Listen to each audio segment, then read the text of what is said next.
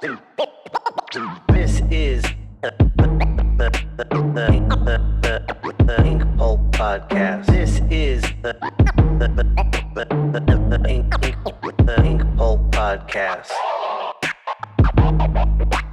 Comics,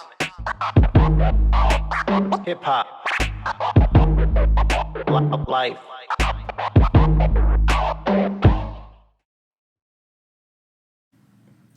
Welcome to the Inkpulp podcast. Cheers, everybody. Have a little espresso. So yummy. I'm your host, Sean Crystal. Welcome back. On today's episode, we're diving into the S.T.A.C.K machine again. This is a dream project for me. I'm going to talk about it in depth, in length, as we go. But today's episode is me inking the headshot of the character design for Del, the funky Homosapien. You know who I'm talking about. I can't believe I did a project with Clint Eastwood and Dirty Harry from the Gorillaz tracks. What's up? Not to mention, I'm fans of theirs from way back. Anyways, that's about all there is to spit on the intro. These videos where I'm talking over and inking, but I'm not like explaining process so much, but I'm telling you the story of the S.T.A.C.K machine, I'm going to let them speak for themselves. So that's all I got for you today. Enjoy, and I'll see you next week. Peace.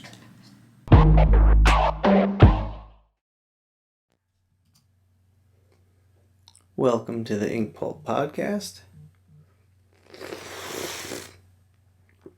I'm your host, Sean Crystal, and I'm sipping my delicious afternoon espresso. I've just taken a nice sip of a new cartridge of weed from the Far Side. If you're in the Cali area, please check out the Far Side's new strain, their soul flower, if you will, from Butos Gardens, I don't know how to pronounce it. But I love this strain. I'm thoroughly enjoying it. And it's great for creativity. I usually hit it with my espresso later in the afternoon when I need a little boost, and it just gets me in a zone to draw, and I love it. So just thought I'd take a minute to promote that. Today, we're continuing with the S.T.A.C.K machine. Now, I've told you, this is a passion project, a project near and dear to my heart, as well as Mike Realm, as well as Booty Brown. This was something we just created out of the sheer love of making art that crosses barriers and moves across boundaries and celebrates what we all love, which for the S.T.A.C.K machine is hip-hop and comics. So the goal with the S.T.A.C.K machine is to have a guest rapper on each track, and with that will come a design for each fictional character that each rapper will create. So this right here is for Del, the funky Homosapien. So let me just pause for a second and sip this because I'm still get chills.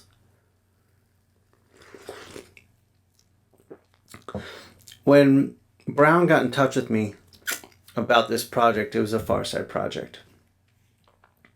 And I didn't know he'd be bringing anyone else on board. I don't think Brown knew. I think we talked about it a little bit. And shortly after we started getting it going, we saw this was a real opportunity to really build something with the hip-hop community and rappers that we all respected and loved and would sound right. So to have Del be the first guest is mind-blowing to me. I discovered Del when he first came on the scene with I Wish My Brother George Was Here, Mr. Bob Dabalina.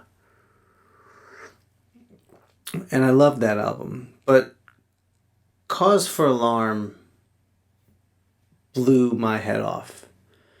That became one of my favorite hip-hop albums and Del immediately became one of my favorite MCs.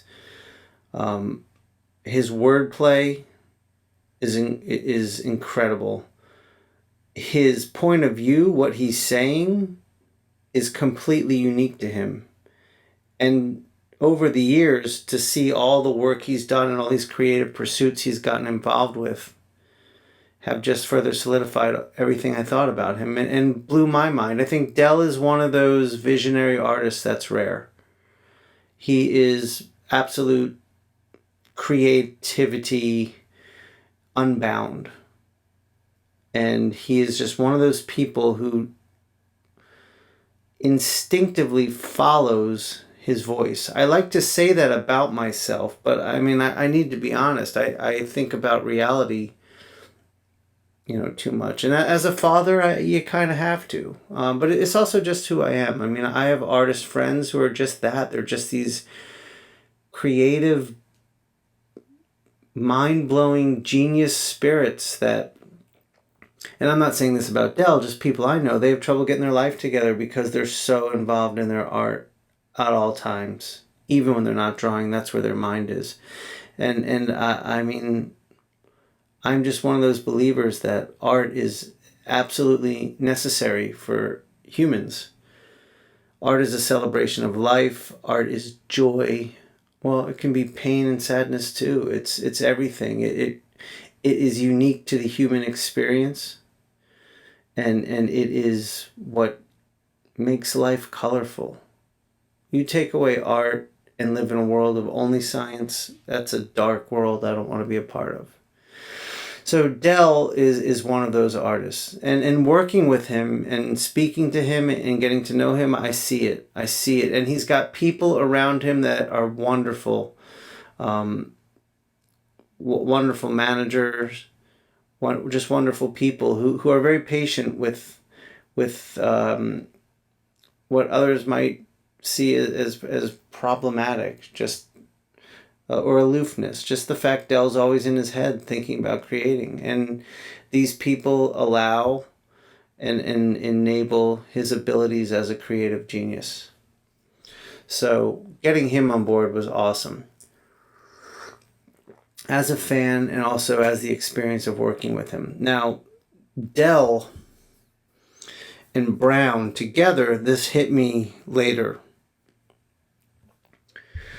They would talk about, we'd have these long conversations and really good talks, and Del and Brown would talk about touring with the Gorillaz. And yeah, I knew I'm a Gorillaz fan, I know their songs, but then I realized my two favorite Gorillaz songs, Dirty Harry and Clint Eastwood, are tracks where the guest rapper is Del and Brown. And that fucked me up. I was like, holy shit, we are creating this project with a massive piece of Gorillaz history. And so that was super cool, super awesome, super inspiring to be a part of this. I believe in this project so much, I can't even explain it. And at this moment, as I'm recording this, we're not even sure what this project is going to look like in 5 years. We're not even sure what this project is going to look like in terms of making us any money. This is love. This is passion. This is creativity unbound. And I'm blessed to be a part of it. And I want to thank Brown and I want to thank Mike Realm for thinking of me and calling me into this. It has been an absolute dream, and seeing where it's going to go is just awesome. So I'm excited about that.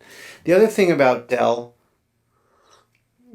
and working with him was I learned about his love for comic books. And I don't mean a casual love of like Marvel characters. Del loves comic books. And we had wonderful, beautiful, inspiring conversations about EC Comics, which if you know anything about me, you know those are my favorite comics. And they're Del's too. And he turned me on to a documentary that I hadn't seen on YouTube about Bill Gaines and the horror works of EC Comics and ultimately the Comics Authority. and the formation, how censorship came in, and the formation of the Comics Code, and it was awesome. But it really got into the depth of EC Comics, and some really nice behind the scenes stuff, and some beautiful stuff about the artists. And you learned that the problems that this industry is facing right now, where artists aren't getting paid their worth, they're not getting the credit they deserve, where all that stuff has been a part of this since back then. And EC Comics was created as a movement against that. Bill Gaines made sure the artists were paid their worth, their credit was due.